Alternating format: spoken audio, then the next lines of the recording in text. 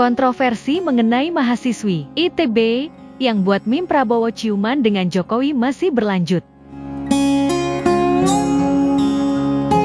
Kepala Komunikasi Kantor Staf Presiden, Hasan Nasbi, menyatakan bahwa mahasiswi tersebut sebaiknya dibina, bukan dihukum, dan menekankan pentingnya pembinaan bagi mahasiswa yang aktif menyampaikan kritik.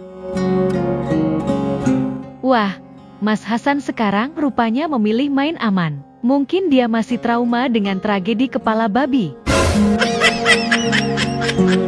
Dalam era digital, setiap unggahan adalah pesan, dan setiap pesan punya konsekuensi moral.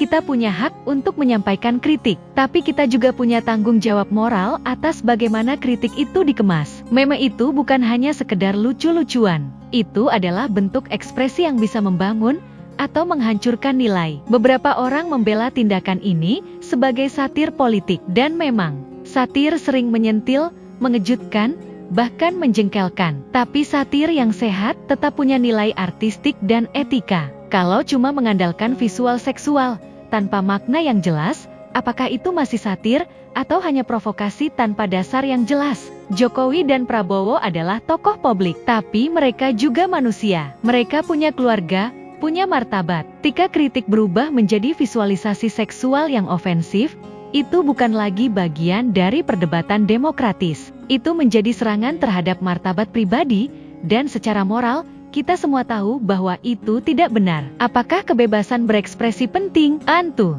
Tanpa kebebasan, tak ada demokrasi. Tapi kebebasan bukan berarti bebas tanpa batas. Kita tetap perlu menghormati nilai, etika, dan sopan santun sosial, khususnya di Indonesia, yang masih menjunjung tinggi rasa hormat dalam budaya publik. Jadi, apakah mahasiswi itu benar atau salah? Secara moral, ia punya niat yang mungkin ingin menyindir politik, tapi cara yang dipilih menabrak etika dan norma sosial. Moral mengajarkan kita, bukan hanya apa yang kita katakan, tapi bagaimana kita mengatakannya, yang menentukan nilainya. Terima kasih sudah menonton. Kalau kalian punya pendapat sendiri, silakan tulis di kolom komentar. Apakah menurut kalian ini bentuk ekspresi sah, atau sudah melewati batas? Sampai jumpa di video berikutnya.